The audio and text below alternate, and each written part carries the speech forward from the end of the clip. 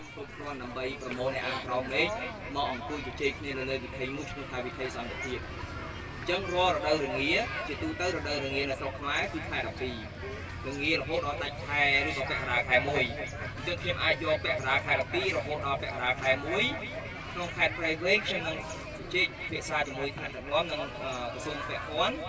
តើយើងអាចបិទផ្លូវនឹងមកព្រឹកធំយើងជើញចំបៃមកដេញចំបៃឲ្យយើងស្ដាប់រួចយើងឲ្យអ្នកអានក្រមមេស្ពីសភៅម្នាក់3 4ក្បាលពីគ្រប់ខេត្តក្រុងនៃប្រទេសខ្មែរនឹងមកជុំគ្នាលើទឹកដីព្រៃវែងមួយថ្ងៃហើយពេលអានចប់សៀវភៅនោះអត់យកទៅវិញទេគឺទុកនៅលើវិថីនឹងឲ្យព្រៃវែងអ្នករៀបចំមានន័យថាខ្ញុំជាអ្នកអានម្នាក់នៅគិរីរំខ្ញុំស្ពីមក30ក្បាលអ្នកអាននៅស្វាយរៀងយកមក25ក្បាលអ្នកអាននៅព្រះវិហារយកមក3ក្បាលអញ្ចឹងដល់ពេលសភៅជុំក្បាលគ្នាច្រើនអ្នកអានទាំងអស់នៅលើវិថីសន្តិភាពមួយនេះយើងអានចប់ប្រគល់ជូនក្រុមអ្នកអភិរក្សសភៅនៃព្រៃវែងឲ្យបើកបណ្ណាល័យយ៉ាងដល់នេះឈ្មោះថាវិថីអំណាចគឺយកមួយថ្ងៃប៉ុន្តែកន្លែងដែលចាប់ផ្ដើមខ្ញុំជ្រើសយកព្រៃវែងនោះទេដោយសារព្រៃវែងគឺជាខេត្តមួយដែលបិទផ្លូវអានសភៅនោះគេនៅក្នុងព្រឹត្តិការណ៍របស់ខ្ញុំដែលឡើងកាត់អស់6ខេត្តនោះព្រៃវែងនេះគឺជាខេត្តដែលមានឋានៈទឹកងំគាត់បានបិទផ្លូវមួយជំនាញនាំគ្នាអានយ៉ាងស្ងៀមស្ងាត់អញ្ចឹងឲ្យខ្ញុំកើតជាកំណត់ថាកន្លែងនេះបើសិនជាខ្ញុំបិទផ្លូវបានមកព្រឹកឬក៏មួយថ្ងៃនៅរដូវរងានាំគ្នាអានសភៅខ្ញុំប្រមូលអ្នកនិពន្ធមកដែលគាត់ស្គាល់ខ្ញុំអ្នកដែលមានសភៅច្រើននៅលើក្បាលរំលែកយកមកដាក់ជុំគ្នាចាស់ចាស់ដែលចេះអានគ្រូតាមសាលាទាំងអស់ដាក់អស់30កម្រិតគ្រូគ្នាទៅគាត់លេងទៅយើងក្មេងៗយើងអានសភៅឈ្មោះថាវិថីអំណាចវិថីនឹងគឺវិថីអំណាចហើយបើសិនជាវិថីនឹងអស់ច្រាទៅក្រុងព្រៃវែងផ្លូវខ្លីណាមួយផ្លូវចូលណាមួយបិទមួយដល់បិទឲ្យម៉ូតូចូលប្រដាល់ស្មើជាងបានដើម្បីចូលទៅគឺអានវិថីនឹងគូរូបសភៅលើផ្លូវលើធៀមគូលក្ខណៈតាក់ទាញយ៉ាងម៉េចឲ្យធ្វើដើរចូលទៅវិថីនឹងគឺវិថីសម្រាប់អានមានកន្លែងប្រើទូរស័ព្ទមានកន្លែងអង្គុយជាមួយនឹងតាមជើងម្លប់គឺទៅអានសៀវភៅព្រៃវែងមានផ្លូវខ្លីៗច្រើនហើយស្អាតព្រៃវែងណាបើយើងបិទផ្លូវមួយក្នុងមួយឆ្នាំហ្នឹងយើងបិទ2ថ្ងៃអានអ្នកអានក្រមលេខទាំងអស់គេមកហើយពីព្រោះព្រៃវែងសួរតែមានសមុទ្រទេអត់ព្រៃវែងមានវិជាទេអត់ទេបាទយើងថាព្រៃវែងមានវិធីមួយវិធីលេងកំណត់ឲ្យអ្នកអានទាំងអស់មកជួបជុំគ្នាយើងនាំគ្នាអានសៀវភៅចែករំលែកបទពិសោធន៍គ្នានៅលើវិធីកំណត់តនឹងសម្រាប់ប្រទេសព្រៃវែងពីអំពើគ្រប់ខេត្តហ្នឹងមិនសូវខេត្តណាដែលខ្ញុំដល់គឺតែមិនសល់ទូនៅឈ្មោះកំណត់កំណត់ទូហ្នឹងខ្ញុំដាក់រួចហើយទូខ្ញុំដាក់មក80ក្បាល48ក្បាលដល់50ក្បាលអញ្ចឹងបើខ្ញុំមកវិញនៅរដូវងាតែខ្ញុំមិនសន្យាទេតែធ្វើអ្នកទាំងអស់គ្នាអាចឆ្លើយសំណួរខ្ញុំបានទេតើជោគជ័យធំបំផុតនៃទេសចរណ៍ណាគឺជាអ្វីបុគ្គលខ្ញុំផ្ទាល់ទៅបង្កើតឡើង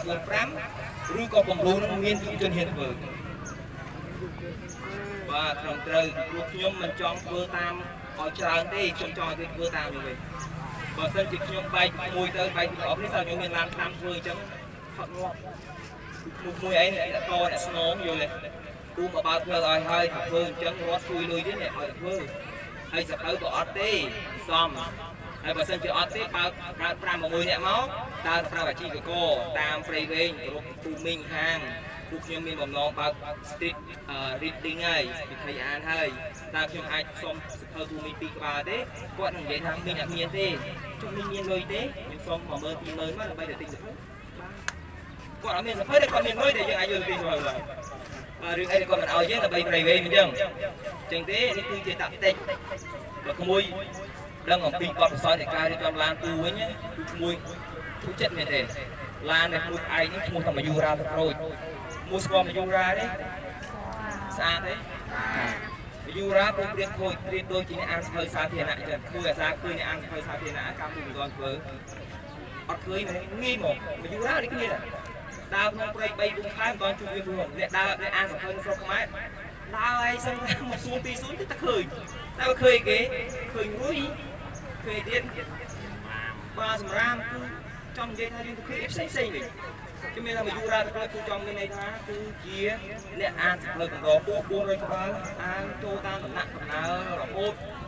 ពូទៅអាមេរិក6ដងគេអញ្ជើញពូទៅទូលេចង់ទៅទៀតទៅស្វីសម្ដងទៅបារាំងទៅអាល្លឺម៉ង់អាគ្នេយ៍អាស៊ីពូដើរតិចភាសាសភៅអ្នកមកពូទៅទេហើយបើក្មួយឯងពេលខ្លះប្រាប់ផ្លូវល្អមិនហ៊ានបោះជើងដើរទៅផងកំសាកដល់ថ្នាក់អង្គុយលេងទូរស័ព្ទដល់ថ្នាក់បំបាក់ខ្លួនឯងហើយយើងពិបាកហ្នឹងពូបើក្មួយកាត់មើលកូនប្រុសក៏មានប្រពន្ធក៏មានផ្ទះក៏មានសាលាក៏មាន ហើយវាបានពូនទៅតើក្រោមវិញមួយខែ12 13ថ្ងៃដល់សារមានតម្លៃជាងអ្វីដែលពូមានទៀតគឺអ្វីដែលមាននេះគឺមានថាគឺមានឱកាសក្នុងការគូស្គាល់សភៅ1500ក្បាលហើយមានឱកាសអាន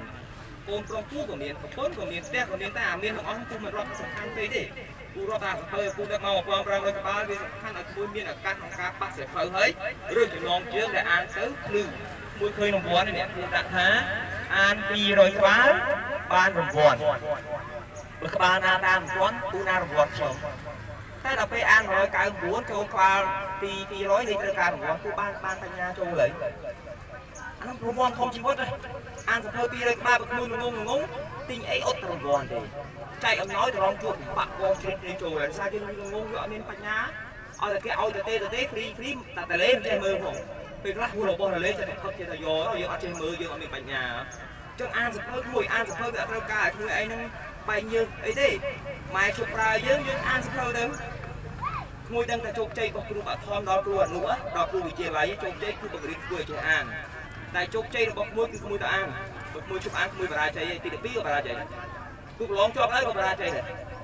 គូចប់ទី12ភ្លាមគូអានសភៅមុនដំបូងដឹងចំណងជើងអីសភៅនឹងកម្របវាពណ៌លឿនគឺសភៅគ្រួសារគាត់មានសភៅមើលការពូចំនួនអាយុប៉ុណ្ណេះពូរកសភៅបានពូរកបានមកមានគ្រួសារពូនៅអត់តែសម័យហ្នឹងខ្មែរយកមានសភៅហ្មងហ្នឹងមិនអាពូបដប់ចោលអស់ឬក៏មិនកាលពូអាយុ18 19ឆ្នាំពូអានសភៅដំបូងគឺអានសភៅគ្រួសារអានឲ្យហែកលេងទៅពូយើងអត់យល់ហើយពេលខ្លះគូក៏វិញក៏បានលើសភៅគ្រួសារប៉ាវាយទៀតភាសាអីស្រឡាញ់ការសេស្រឡាញ់ការអានអញ្ចឹងមកពូអានសភៅអស់400ក្បាលហ្នឹងពូអាចធ្វើរឿងជាច្រើនតែស្ទើរតែគ្រប់គ្នាស្គាល់អំពីកិច្ចការកែច្នៃសម្រាមបោះចំពងក្មេងសុំទៀនឲ្យឈប់សុំទៀនសុំមករៀនវិញប្រើពីព្រៃក្រតស៊ូចិញ្ចឹមជីវិតដឹកនាំគ្នានៅតំបន់ព្រៃភ្នំឲ្យចេះរស់អញ្ចឹងមានថាមួយចង់ឲ្យខ្លួនឯងមានឱកាសរីកចម្រើនបើក្មួយអានសភៅទី1ចប់បរិបូរណ៍នឹងឃ្លានាទី2អាននាទី2ចប់ឃ្លានាទី1អានចប់នាទី3លេងនៅនាទី1ទី2គឺជួរនាទី4ពូសភៅកាន់តែអានកាន់តែភ្លេចមនុស្សណាអានសភៅដើម្បីចាំមនុស្សនោះនឹងមានបញ្ហាខួរក្បាល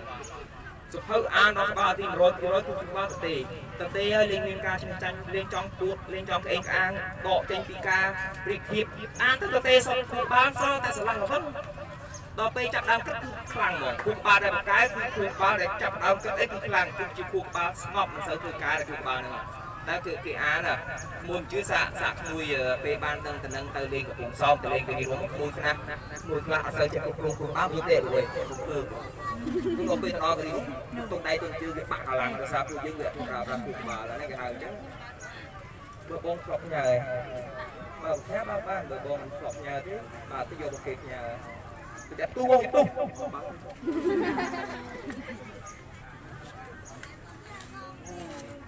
មានអីទៀតទេនឹងក្បាល